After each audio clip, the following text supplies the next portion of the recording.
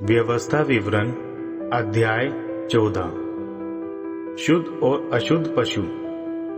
तुम लोग यहोवा तुम्हारे परमेश्वर की संतान हो, इसलिए किसी मरे हुए व्यक्ति के लिए शोक व्यस्त करने के उद्देश्य से तुम ना तो अपनी देह का चीर फाड़ करोगे और ना ही अपने बालों को काटोगे, क्योंकि यहोवा तुम्हारे परमेश्वर के लिए तुम एक पवित्र अलग लोक समूह हो। यहोवा ने तुम्हें सारी पृथ्वी के सारे मनुष्यों में से अपनी निज संपत्ति बनाने के लिए चुन लिया है। तुम किसी भी घृणित वस्तु का सेवन नहीं करोगे। तुम निम्नलिखित प्राणियों का उपभोग कर सकते हो: बैल, भेड़, बकरे, हिरन, चिंकारा, मृग, वन्य बकरा, साकीन, कुरंग, पर्वतीय भेड़, कोई भी पशु जिसके खुर अलग है, जिसके खुर फटे हो और वह पागुर करता है, तुम्हारे लिए भोज्य है। फिर भी इन पशुओं में जो पागुर जरूर करते हैं, जिनके खुर भी अलग है, तुम्हारे लिए भोज्य नहीं है। ऊँट, खरगोश और पत्थर बिज्जू ये पागुर जरूर करते हैं, मगर इनके खुर अलग नहीं होते, ये तुम्हारे लिए अशुद्ध है। सूअर के खुर अलग जरूर होते हैं, मगर वह पागुर नहीं करता, तुम्हारे लिए अशुद्ध है। तुम ना तो इनके मांस खाओगे, ना इनके शव को छुओगे। वे सारे जलचर जिनके पंख और शल्क है, तुम उनको खा सकते हो, मगर कोई भी प्राणी जिसके ना तो पंख है और ना छिलके, ये खाने योग्य नहीं, तुम्हारे लिए ये अशुद्ध है।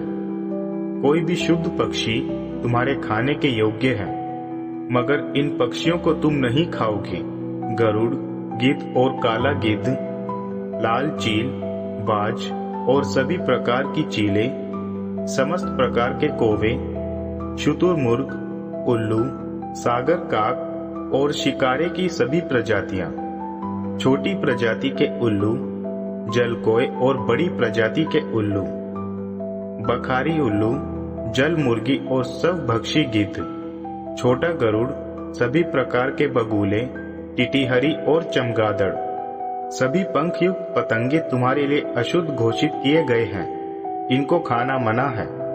तुम किसी भी शुद्ध पक्षी का उपभोग करने के लिए स्वतंत्र हो। तुम किसी भी ऐसे जानवर को नहीं खाओगे जिसकी मृत्यु हो चुकी हो।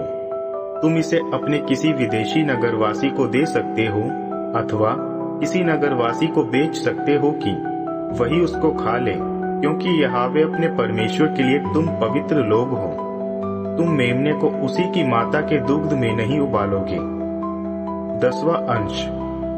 यह जरूरी है कि तुम जो कुछ रोपित करो, भूमि के उस उत्पाद का 10वां अंश हर साल चढ़ाया करो, उस स्थान पर जिसे यहोवा तुम्हारे परमेश्वर अपनी प्रतिष्ठा करने के लिए चुनेंगे।